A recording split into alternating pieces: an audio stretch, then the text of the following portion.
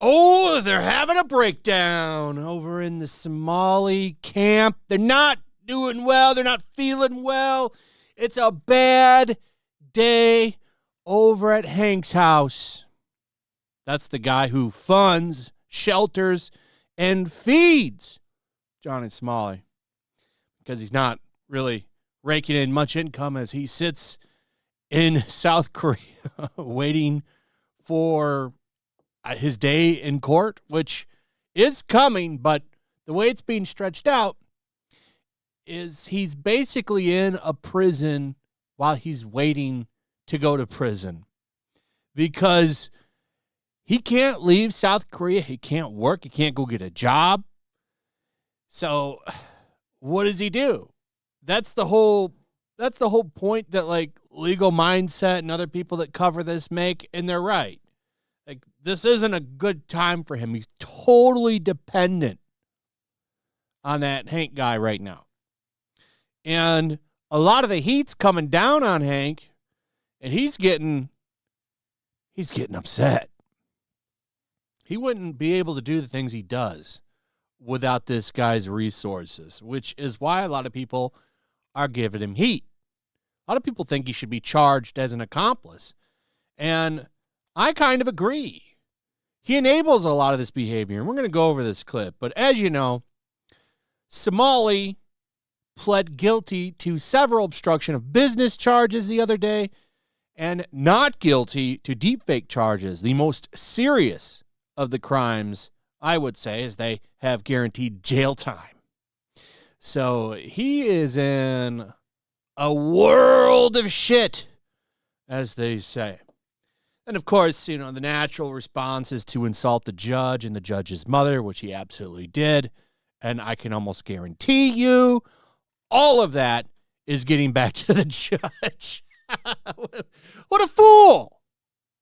You're dumb! So let's take a look at this. So this is a clip. A clip of Hank Yo and Johnny Somali. And Hank's having a meltdown. He's mad. He's not feeling too well because people are giving him shit. And he makes one of the stupidest arguments that I've ever heard. He literally says, Should we be mad at the people who support Diddy and Epstein? Yes. Yes, we should. This guy, man. So this man on the right, if you don't know, this is Hank. Johnny lives with him and pretty much is totally dependent on this man. This man lets him use his internet, probably pays for his phone bill, pays for his clothing, pays for his food, gives him a roof.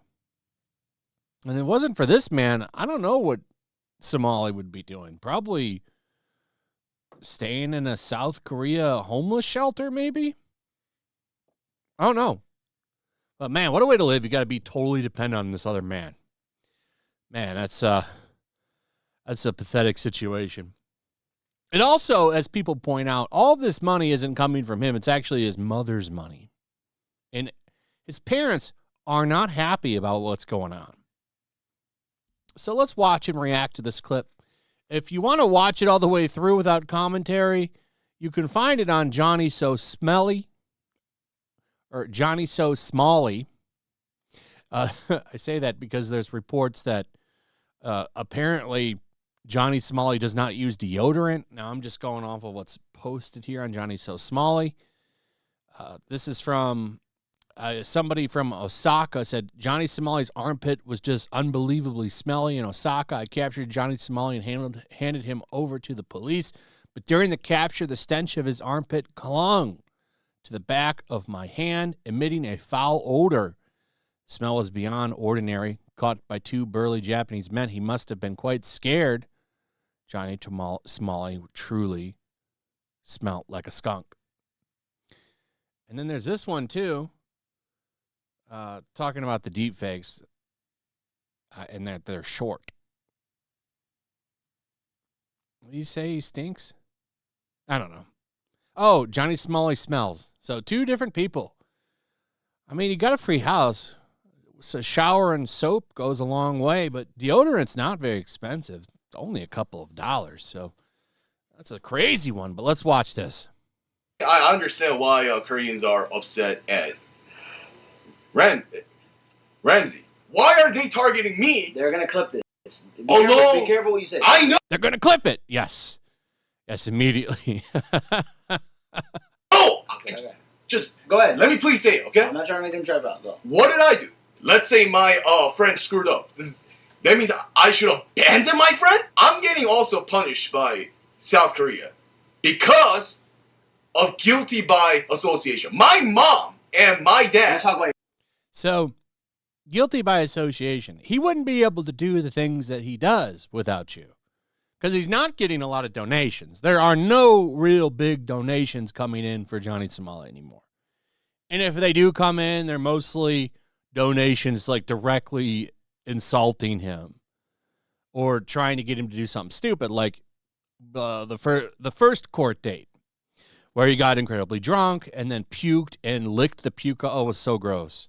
I'm not kidding. He literally licked up the puke, and there was food and stuff. It was nasty. All the things that he's done, like when he went and got drunk and danced naked and got in trouble again, that was you providing him with things.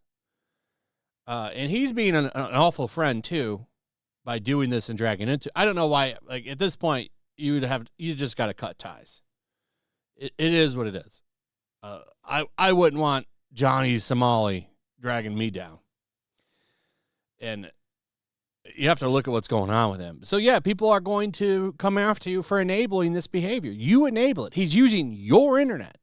And honestly, if he was a good friend, he would stop doing his crazy shit and maybe be a little bit more respectful and not do crazy shit.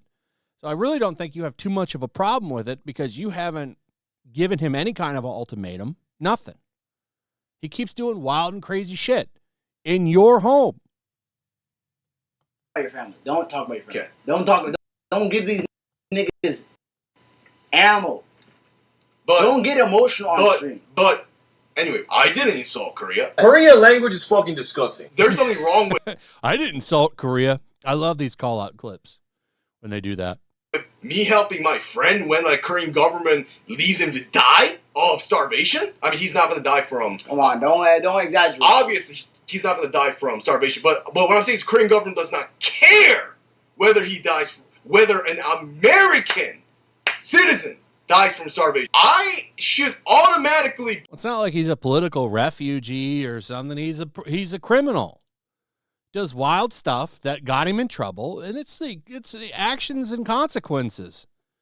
I mean, don't go to another country and do crazy shit that you don't know if is illegal or not. That's a thought. That's something you could do. You could try that. That's a tactic that usually works. It's called being respectful. It's a crazy idea, but you could do that, and then you would not be in these kinds of situations at all. But he chose to go down there and break laws and cause problems. They don't have the same rights over there. This is not America. He's not in America. It's dumb to do. Be as guilty as him because I'm just helping my friend out who's in a dire situation. Well, he's not being much of a friend because, like I said, he does not respect you. He keeps doing the crazy stuff. He's in your home. If you truly cared, you would lay an ultimatum down and say, you got to stop doing this wild shit. You need to be on better behavior, or you're out of my home. Plain and simple. So you must not care that much. You're mad because you're an enabler to him. And people are calling you out and calling for you to be charged as an accomplice. It doesn't make any sense. I don't approve of everything that Ramsey does. Seems like you do. Because the other day, when he was doing that crazy shit, when he was in the Triple K outfit, you filmed it and posted it with your internet. He doesn't need my approval to act on certain things legally. Why should I be punished along with him?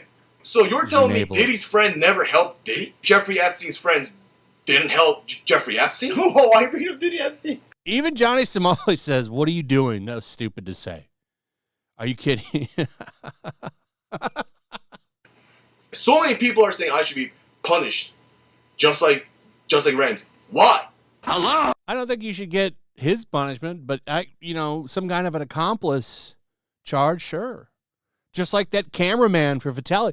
That guy fled the Philippines because he saw what was happening with Vitaly, the cameraman. They were going to charge him as an accomplice. Okay, the rest is copyright music. I can't play that, but let's go to the final thing here. So here is a super chat. And these are the kinds of donations that they get now. It's a $3 super chat from a user called Hank is low IQ for $3. It says, "What is this stuttering fool even saying?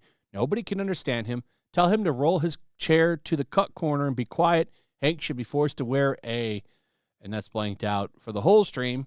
Or better yet, just shut the F up. He's a rambling moron." These are the kinds of donations that he gets. This is the support. This is it. And keep in mind, Smalley is broke and was begging for donations on a stream not that long ago. Hank is low IQ sent $3. What is this stuttering fool even saying? Nobody can understand him. Tell him to roll his chair to the cut corner and be quiet. Hank should be forced to wear a for the whole stream. Or better yet, just STFU. He's a rambling moron. That's the kind of support that they get. So, yeah, there's a lot of friction over in the Smalley house because he obviously runs at home. A lot of friction, a lot of coping, a lot of conflict. We'll see how things fare in the next year because it's going to be a year. So I expect a lot more stuff like this, and I'm thankful for these accounts that cover this shit. It's fun to come across and talk about. Anyway, that's pretty much it. Let me know what you guys think about all of this. Also, if you didn't know, I got a comic book out on Ripicen. There's a link in the description. It's doing amazing. We're over 85,000 in pure sales right now. There is no shipping or tax in that. That's raw sales. That's amazing. Very amazed by how well this book is doing. We got over 3,000 copies sold. That is awesome. So thank you, everybody that's checked it out. You can jump in on this book and see what the hype is about for $17. $17 to get you cover D. I think that's a pretty affordable price for a book that's over 60 pages, and it's square bound. So check it out. Link in the description. Also, comment, like, subscribe, share the video, hit that notification bell, and we'll see you on the next one. Peace. The year is 1945. World War II rages from the halls of Buckingham Palace to the shores of the Nile River. Even now, the clash between freedom and tyranny is about to boil over. Somewhere in North Africa, 2 American flyboys are soaring high on a reconnaissance mission, searching for clues to a peculiar new obsession with the occult gripping the Nazi high command.